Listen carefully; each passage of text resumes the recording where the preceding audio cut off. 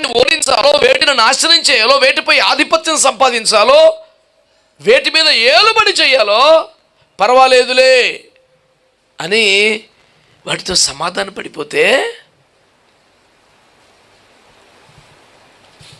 దాని దుష్ఫలము వ్యక్తిగత జీవితంపై, కుటుంబ జీవితంపై, భవిష్యత్తు మీద పడదా?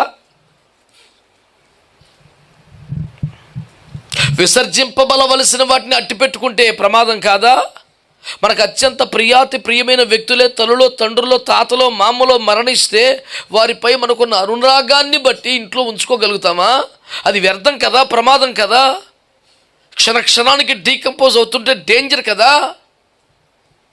మా అమ్మండి, మా ప్రాణం అండి అంటే అది గుండెల్లో ఉంచుకోవాల్సిందే కానీ శవంగా ఉంచుకోవాల్సింది కాదు కదా. పిచ్చి పట్టినట్టుగా ఆలోచించకూడదు కదా. విడిచిపెట్టవలసిందని విడిచిపెట్టాల్సిందే.